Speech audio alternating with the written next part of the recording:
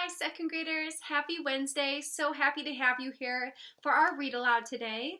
Today we are going to continue reading our text, Strega Nona. You guys know how much I love this book.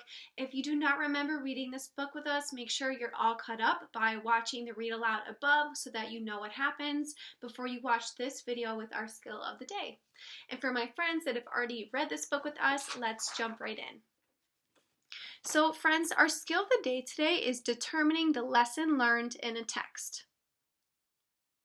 So remember, a lesson learned is what an author has in the text, in a fiction text, where the author wants you to learn something. So the author sprinkles in this lesson learned all throughout the text. You can see it especially when you look at the problem and solution. The author's trying to plant these little ideas for you to try to get the reader to figure out what lesson we're learning. And so the author does this especially in our text, Strega Nona. First, I'm going to show you how we find the lesson learned in Strega Nona by following our steps. And then it'll be your turn to go in Google Classroom and scroll down and answer the question by reading a different Raz Kids book and finding out the lesson learned in that text. So first, I'm going to show you how to do this in Strega Nona. So let's look at our steps. Step 1, what is the problem?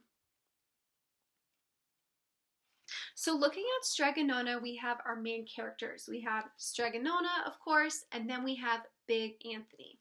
So when I'm thinking about the problem in this text, I'm looking in the middle of the text, recalling what happened, and I'm remembering that Big Anthony starts telling the townspeople that Strega Nona has this magic pot of pasta that makes unending pasta out of the pot that you don't have to make. And the townsfolk don't believe him. They're laughing at him. They think he's foolish.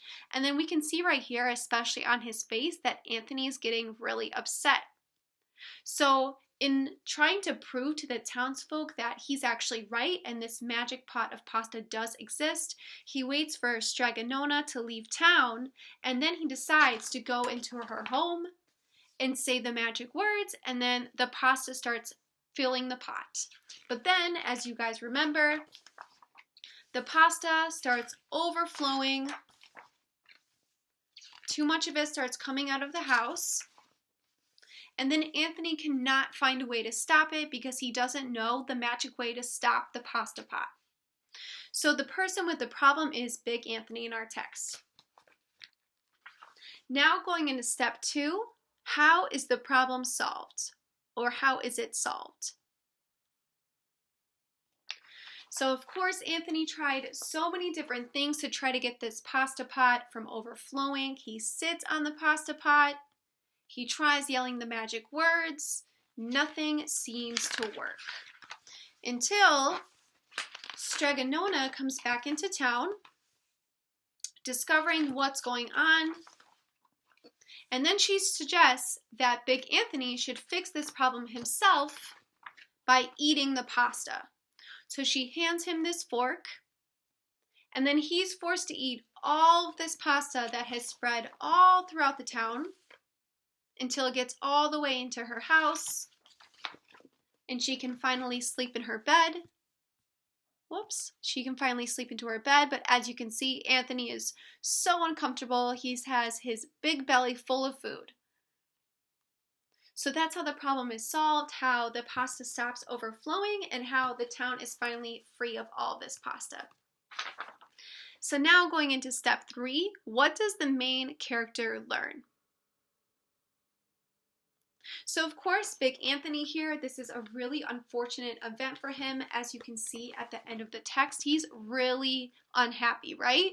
He does solve the problem, but he's not happy in that he has this big full belly. He's so uncomfortable. You can even see on the previous page how uncomfortable he is.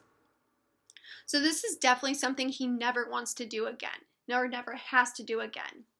And the reason that he had to do all of this is because he was upset with the townsfolk that didn't believe him. And he was so upset with the townsfolk that he was willing to wait until Strega Nona left town and he used her things. He even says right here on the page that he would wait until she leaves town. And then when she said that she's going to, he says, "My chance has come." So he uses her things without asking because she tells him, remember, Big Anthony, do not touch the pasta pot. That's the last thing she reminds him before he leaves.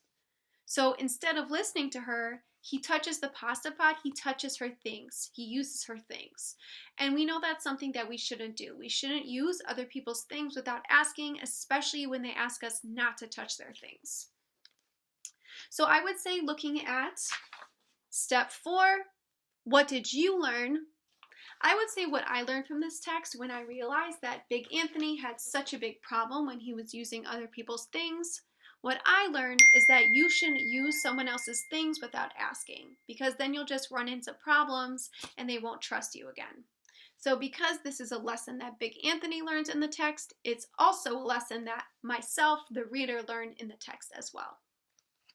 And friends, that is how I followed my steps to answer my question about the lesson learned. So now it's your turn to try to figure out the lesson learned in this Raz Kids text. So I really love this text. It's called The Homework Lesson. It's really funny. I think you guys are going to love it. Make sure that you are watching it and turning the read aloud on so you can listen to the story. You don't have to read it. Just listen to the story, listen to the entire thing, and then you're going to answer this question. So it's the same question that we had earlier. What is the lesson learned in the story?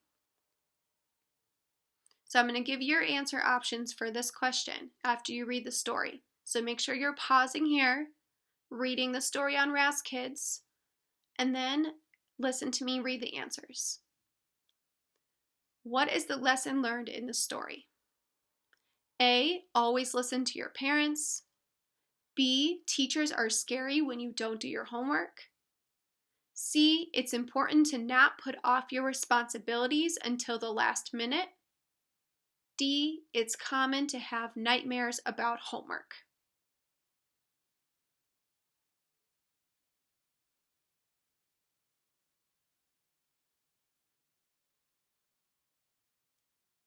All right, Kipsters, great job today. Looking forward to your responses and see you guys tomorrow.